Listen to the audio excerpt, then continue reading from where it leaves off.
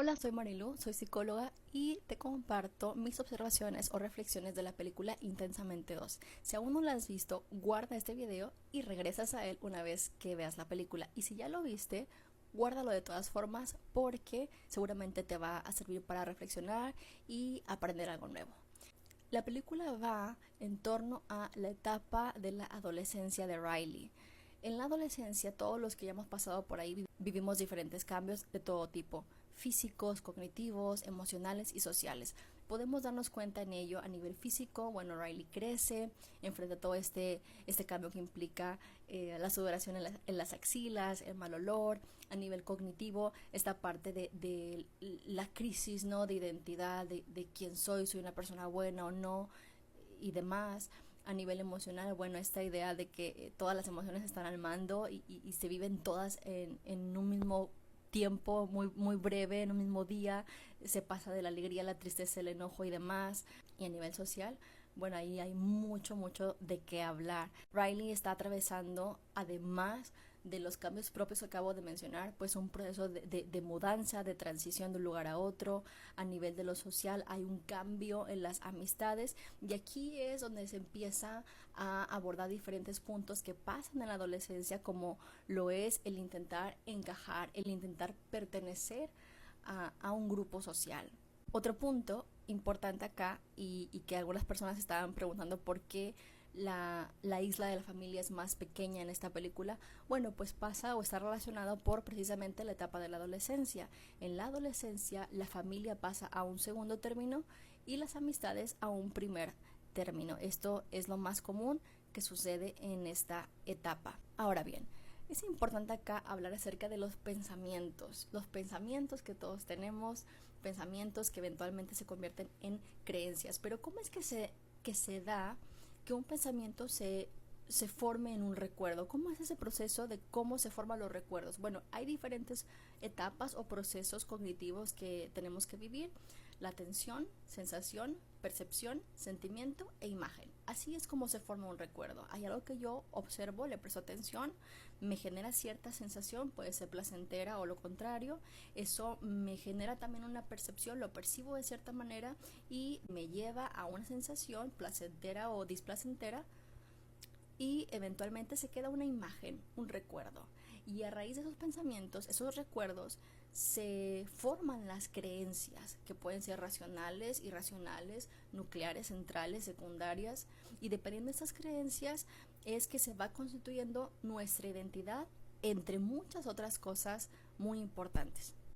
Ahora, un punto acá también interesante a mi parecer es que no podemos desechar todo lo negativo o triste o doloroso de nuestra vida, como usualmente lo muestra la película, que hace alegría, que manda todo a un lugar muy lejos, y eso vendría a ser lo que conocemos como el inconsciente. Y hubiera estado muy interesante que se desarrollara más esa idea del inconsciente. Ahora, aquí dos puntos. Cuando uno utiliza la palabra represión, que es una palabra más común, estamos hablando de un mecanismo de defensa, pero aquí quiero hacer una distinción entre el mecanismo de defensa de la represión y de la supresión.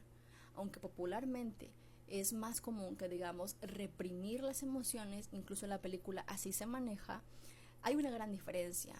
Cuando hablamos de la represión, estamos hablando de un mecanismo de defensa inconsciente, automático, que empuja los pensamientos y las emociones dolorosas o desagradables hacia el inconsciente. Es automático, es inconsciente. Eso es la represión. Ahora, cuando uno es consciente e intencionalmente decide de manera voluntaria evitar ciertos tipos de pensamientos, de recuerdos, cuando lo hacemos de manera intencional, eso no es reprimir, eso es suprimir. Esa es la diferencia entre represión y supresión. Represión es inconsciente, es automática. La supresión es intencional, es consciente y demanda de nosotros voluntad para decidir, evitar, pensar en algo. Eso lo quería aclarar. Y la película lo ilustra de una manera muy bonita, muy gráfica, esta parte de las tiritas de colores cada vez como cuerdas, ¿no?, que tocas y genera un recuerdo que viene a ser como las neuronas, y eso me llevó a pensar acerca de los surcos neuronales. Los surcos neuronales son la conexión entre neuronas que se forma a medida que aprendemos, a medida que recordamos algo, que creemos en algo, y que van a jugar un papel muy importante en la consolidación y el mantenimiento de los recuerdos y de las creencias en nuestro cerebro. Cada vez que tú tienes una idea, una creencia, y le estás repasando una y otra vez, una y otra vez, una y otra vez, en términos sencillos se va formando como una especie de caminito que vendría a ser el surco neuronal. Y esto se ve reflejado en la película con cada una de las creencias que se fueron mencionando. Y me pareció un punto importante acá también a compartir con ustedes. Entonces, hablamos de que uno de los temas principales en la vida de Riley en esta etapa es la identidad, que es algo muy común en la adolescencia, intentar encontrar cuál es nuestro lugar, la sensación de pertenencia, el buscar pertenecer a un grupo, el buscar ser aceptado también.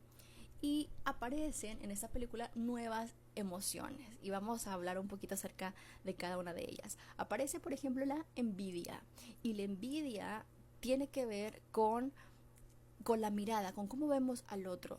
La envidia usualmente nos lleva a compararnos, ¿no? A desear lo que el otro tiene, y aquí vendría a ser importante mencionar que podemos mirar al otro, pero no solamente como para codiciar lo que el otro tiene, compararnos y quedar en déficit, sino desde un punto de reconocimiento y admiración. En la película se ve reflejado este deseo de Riley de tener lo que otros tienen a raíz de esta emoción de la envidia, lo que va a venir a reflejar sus inseguridades, sus complejos y las comparaciones sociales que todos enfrentamos en esta etapa en particular. También aparece la vergüenza, que es hermoso cómo lo caracterizan, y viene a ayudar a Riley a ser consciente de sus acciones y de cómo son percibidas también por los demás, fomentando así la autoconciencia y el comportamiento socialmente aceptable. La vergüenza sirve como una guía de moral interna en cada uno de nosotros y nos ayuda a regular el comportamiento para mantener la aceptación social y evitar la deshonra. Otra emoción que aparece en esta película es aburrimiento, y aquí se personifica la apatía, la indiferencia, el desinterés que Riley puede sentir, especialmente cuando se enfrenta a situaciones monótonas o poco estimulantes. En nosotros, en la vida real, podemos observar o reconocer que el aburrimiento sirve como una señal, como un indicador de que se necesita un cambio o un nuevo desafío, y entonces puede venir a estimular la creatividad y la búsqueda de nuevas experiencias. Y luego tenemos a la emoción estrella de la película, que es la ansiedad. La ansiedad viene a reflejar las preocupaciones que tiene Riley sobre el futuro y las expectativas que presenta. Y esta emoción es muy común en la adolescencia durante esta etapa, cuando los cambios y las presiones sociales son intensos, aunque obviamente no es una emoción solamente que se da en la adolescencia, simplemente que a lo mejor aquí en esta etapa se acentúa un poco más. En la vida real, la ansiedad puede ayudarnos a alertarnos acerca de peligros reales y también imaginarios, y es ahí donde se vuelve un problema. La ansiedad nos ayuda a mantenernos precavidos, preparados, a la cautela, atentos, aunque en exceso, como menciono, puede ser peligroso, puede llevar incluso a crisis de ansiedad. No olvides darle doble tap y guardar este video para una segunda parte. Entonces, la ansiedad hasta cierto parámetro es manejable y es necesaria, porque nos ayuda a pensar en el futuro, a prevenir, a estar alerta. El problema es cuando se vuelve la constante y se sale del margen esperado, y ahí es cuando pueden aparecer las crisis de ansiedad, que también podemos verlo en la película y que lo ilustran de una manera muy muy clara, y quienes en algún momento hemos pasado o quizá estás pasando una situación similar, seguramente te sentiste identificado. Podemos ver a nivel de síntomas las palpitaciones, la sudoración, la hiperventilación, etcétera. Y esto es algo muy común que indica que se está presentando una crisis de ansiedad, y lo que hace Riley es una especie de grounding. Empieza a tocar ciertas texturas, empieza a mirar sus zapatos, intenta poquito a poco ir respirando para ser consciente de lo que está sintiendo, de lo que está pensando, baja Esto lo está haciendo para regularse, baja la guardia acerca de los pensamientos que está teniendo, los permite, y es justo la escena preciosa y maravillosa cuando todas las emociones se abrazan. Eso nos permite el reconocimiento de la aceptación, de la apertura de los pensamientos que está teniendo uno, y permitirnos también las emociones que estamos experimentando, procurando poco a poco ser más conscientes de nuestra respiración para irnos relajando. Algunas frases que me gustaron, en este caso de alegría. Dice, tal vez eso pasa cuando creces, sientes menos alegría. Me llegó. Ansiedad, debes soltarla. También en un momento clave en la película. Una frase de ansiedad, solo estaba tratando de protegerla. Una frase de furia, has cometido muchos errores y vas a cometer más en el futuro, pero si te dejas ganar por eso, mejor nos tiramos al suelo y nos rendimos. Una frase de temor, está bien, nos movimos hoy, lo llamaría un éxito rotundo. Y una frase de Riley, quiero encajar, pero quiero ser yo misma. A manera de conclusión, de cierre, podemos darnos cuenta que crecer es complejo y es una etapa, la adolescencia, de reto, de cambio, de desafío, y creo que esta película viene a ilustrar muchísimo cómo podemos acompañar y entender o comprender mejor a los adolescentes. También la importancia de poder gestionar y manejar aún mejor una gama más amplia de emociones.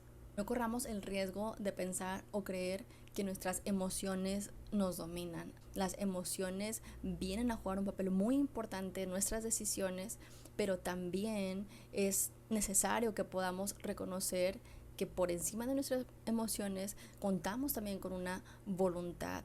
Si bien las emociones van a influenciar nuestras decisiones y también nuestros comportamientos, es útil que podamos generar una conciencia emocional para poder identificar qué es lo que siento y poder regularlo. Y el desarrollo de la inteligencia emocional es una herramienta clave para aprender a gestionar y manejar un balance y equilibrio.